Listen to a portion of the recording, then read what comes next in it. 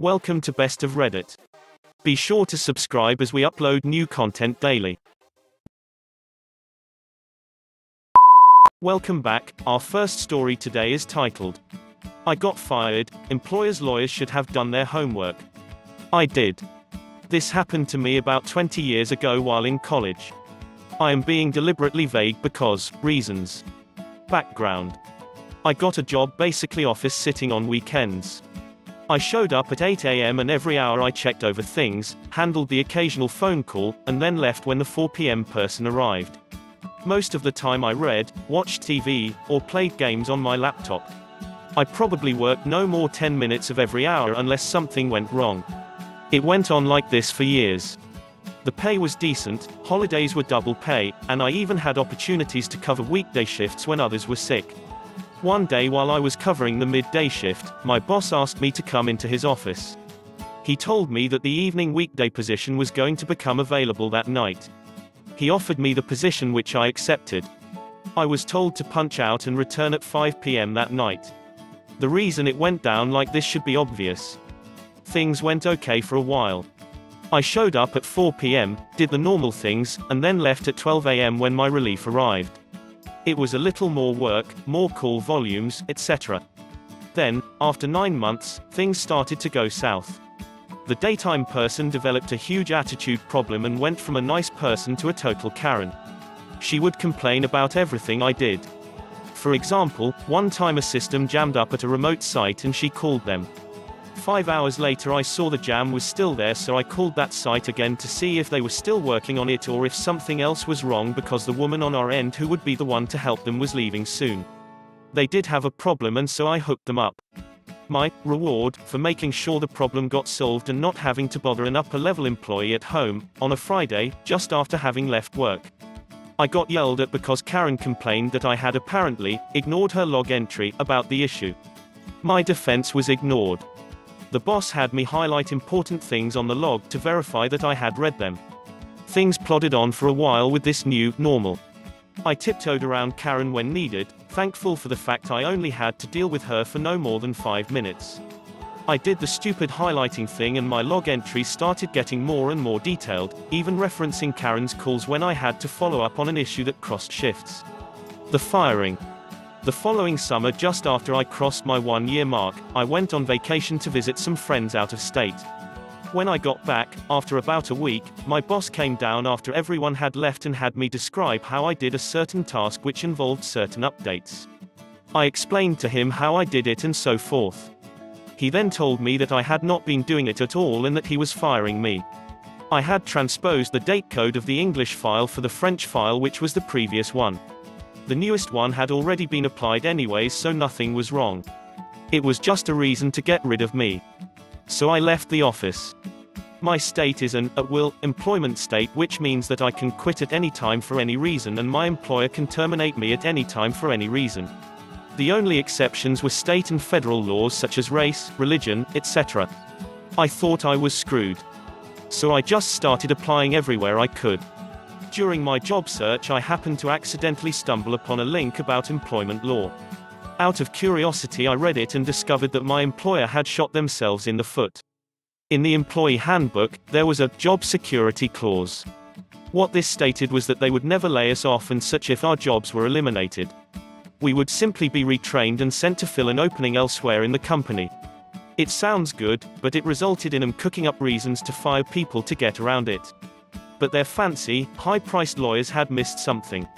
In my state's laws, the ones passed by the legislature, I was screwed because of at will. What they neglected was case law, the ones determined by courts. This site cited a case from the state's Supreme Court that had ruled that a job security clause waived at will on the employer side, turning it into a just cause relationship. This means that they had to have a real reason to fire me. The revenge. With that in hand, I sought out a lawyer. After my consultation with her, I set about collecting my evidence. My former boss did not realize that I knew more about this program than he did, seeing as I ran the same software on my own computer and laptop. I experimented. The date of the file, which they tried to use against me, is baked into the version 2. I was able to demonstrate to my lawyer that if I applied the same update over and over, which my former employer stated would change the date every day, would, in reality, display the date of the file. I showed this by backdating my own copy by a year using the update archive available from the vendor. Next, I showed her how the task used to be automated. A script would snag the file and process it every day on its own. A change on the vendor's site broke the script. It was an easy fix, but no one bothered to do it because the guy who had wrote it retired. The fix involved deleting 3 characters on one line in the script. The task was also marked as only being a weekday task. In my firing I was told how important this update was and so forth. If it was so important, why was it not done on weekends or holidays? The vendor pushed out updates on those days too, as I showed my lawyer the one from Christmas morning. And why had the automation not been fixed? With all that in hand, she contacted them. After presenting them with the law they broke and all the evidence I had collected, they were forced to settle with me. So in the end, their fancy high-priced lawyers did not do their homework. I did. Thank you to the wonderful librarians I have known in my life who taught me my information literacy skills. They paid dividends in this case. Next on the agenda is a revenge story titled, I Got a Child Predator Fired Today. Quick background, I'm not a cosplayer myself, but I have plenty of friends who are, and so I'm in an online community group with cosplay and gaming as its main focuses. I'm not active in it, but the group itself is 16k and constantly growing in size, what is considered quite big for my country's social media standards. No surprise though that more than half of the members are 13 to 17 years old boy and girls. There's an ongoing debate in this group for almost a year now that what's considered real cosplay. Bear with me, I swear it will add to the story later. Imagine it like there's a group of people who are creating character-based cosplays from movies and series, and there's another who buys a wig and lingerie to pull a Belle Delphine and calls it a day. My opinion on this doesn't matter now, but the second group is also known for posting provocative, lewd and sometimes straight-on NSFW photoshoots right into this collective group without any warnings. Sadly, the laws in my country aren't advanced enough yet to make this illegal. I'm from an old European country with great historical universities.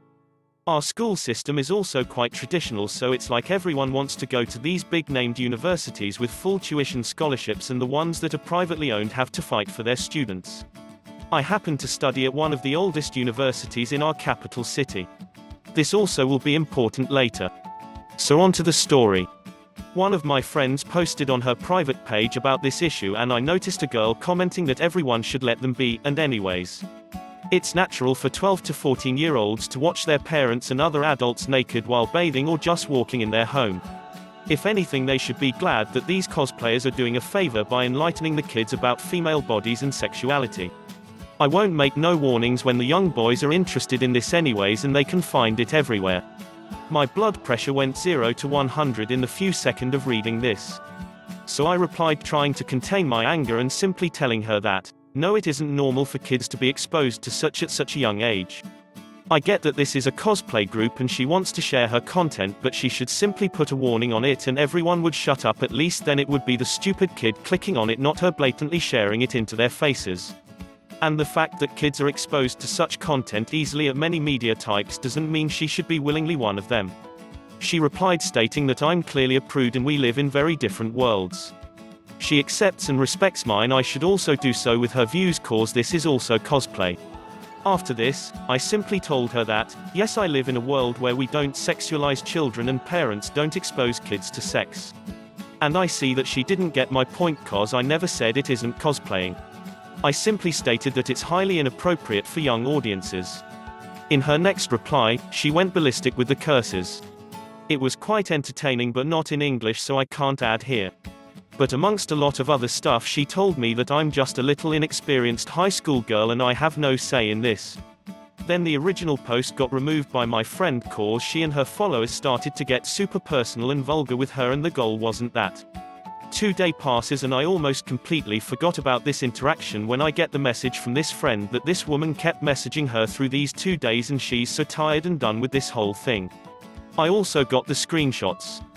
Now in these private messages, she starts by telling this younger girl that she's a leader at a foundation that is helping young adults who came from an unsecured household. Jesus Christ. Then she states that she only wants good for her and she sees her as one of her mentored ones. In the following 2 days she managed to tell this visibly insecure girl that no one loves her. She deserves only hate and she hopes it will teach her a lesson. She has mental problems and should seek professional help immediately cause of her views and approached this one at least 3 times.